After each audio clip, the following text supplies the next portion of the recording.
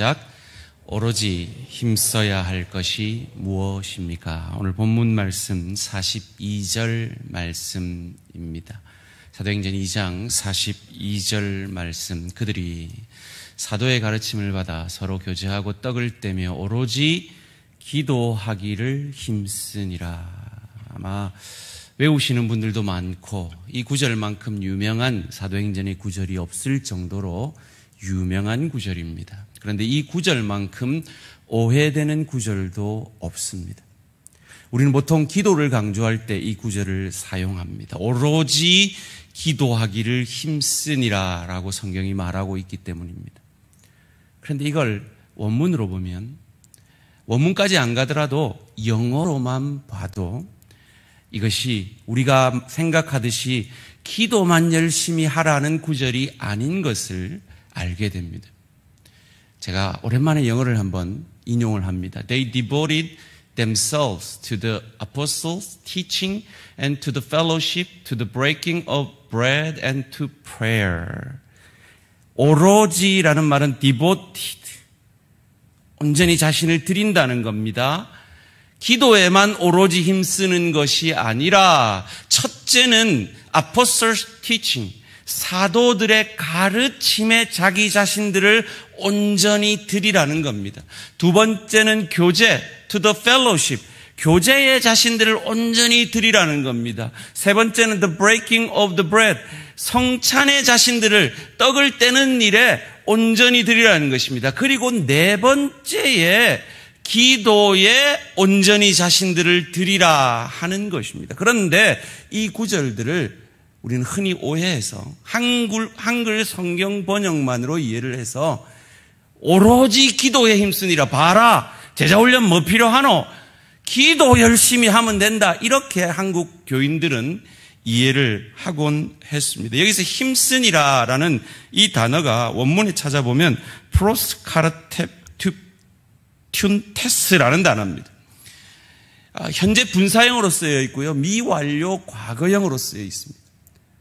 이것을 저 문법대로 해석을 하면 계속해서 전념하고 있었다. 영어로 말하면 they were continually devoting themselves 라고 번역할 수가 있습니다. 그저 기도만 열심히 하면 된다가 아닙니다. 첫째는 사도들의 가르침입니다. 그것을 디다케라고 성경은 원문은 번역하고 있습니다. 교리라는 뜻이죠. 아유, 목사님, 제자훈련 뭐 필요합니까? 기도만 열심히 하고 예배만 열심히 참여하면 되지요. 혹 그런 생각을 가진 성도님들이 있을지 모릅니다. 그런데 그건 전혀 성경적이지가 않습니다. 왜냐하면 가장 성령 충만했고 가장 주의 교회가 건강했던 초대 교회가 그들 자신들을 온전히 드렸는데 먼저는 사도들의 가르침에 자신들을 온전히 드렸다는 겁니다. 이것이 여기 60명의 이 귀한 성도들이 아까 간증하신 대로 밥까지 굶어가면서 토요일 그 귀한 시간을 하나님 앞에 16주 동안 들여가면서 이 귀한 제자로 훈련되어져 간 이유입니다. 그리고 저희 교회가 앞으로도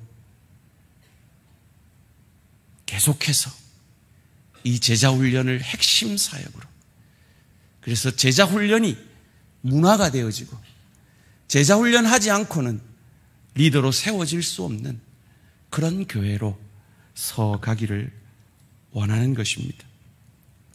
교제에 힘쓰라라고 또 말을 합니다.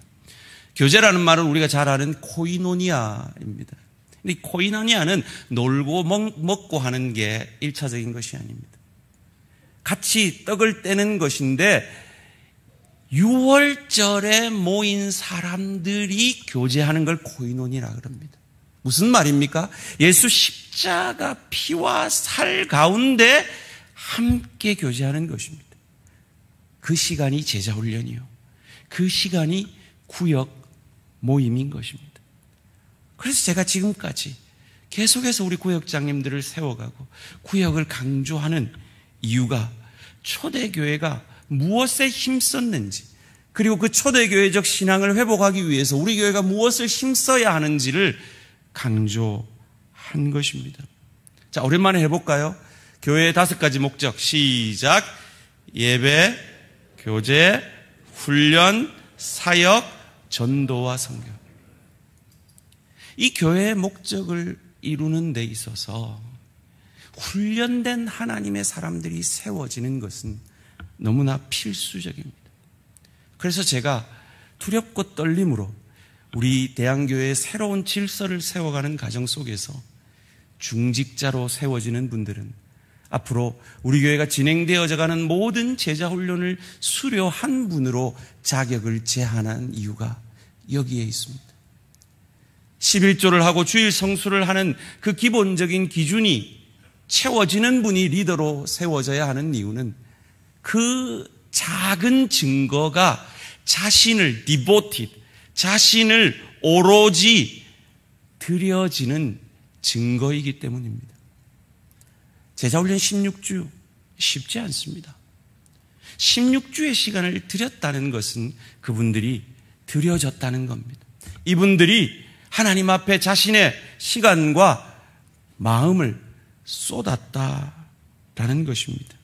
그 결과가 어떠했습니까? 사도행전 2장 46절, 47절 말씀 함께 읽습니다. 시작. 날마다 마음을 같이하여 성전에 모이기를 힘쓰고 집에서 떡을 떼며 기쁨과 순전한 마음으로 음식을 먹고 하나님을 찬미하며 또 온 백성에게 칭송을 받으니 주께서 구원받는 사람을 날마다 더하게 하시니라. 아멘. 칭송을 받고 구원받는 사람을 날마다 더하게 하시는, 저는 확신합니다. 이 제자훈련을 통하여 세워진 일꾼을 통하여 우리 대한공동체는 하나님이 보내시는 부흥의 파도를 타게 될 줄 믿습니다. 우리 원로 목사님 그러시더라고요. 제자훈련 잘한다. 근데 제자훈련이 다가 아니대. 그러시더라고요. 맞아요. 제자훈련이 다가 아니에요. 사역의 중요한 한 부분이죠. 그런데 이런 말씀도 하시더라고요. 해보니까 그래도 제자훈련 한 사람들이 남더라 그러시더라고요. 생각해 보십시오. 지금 저희 교회를 바치고 있는 기둥 같은 일꾼들이 누굽니까? 원로 목사님과 제자훈련한 분들입니다. 아마 이 귀한 일꾼들이 앞으로 우리 대한교회를 떠받치고 구역장으로, 교사로, 새로운 리더들로 서가게 될 줄 믿습니다. 디모데후서 2장 2절을 함께 읽고 마치겠습니다. 시작. 또 내가 많은 증인 앞에서 내게 들은 바를 충성된 사람들에게 부탁하라. 그들이 또 다른 사람을 가르칠 수 있으리라. 화면 꺼주시고요. 자, 우리 제자훈련생들이 다시 한번 외워보겠습니다. 시작.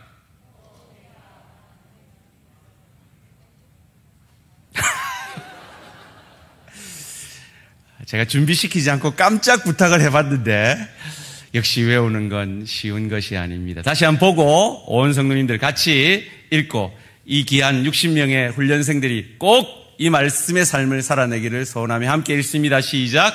또 내가 많은 증인 앞에서 내게 들은 바를 충성된 사람들에게 부탁하라. 그들이 또 다른 사람을 가르칠 수 있으리라. 아멘. 이 시간 결단의 찬양 드리시면서 기도의 자리로 나아가겠습니다.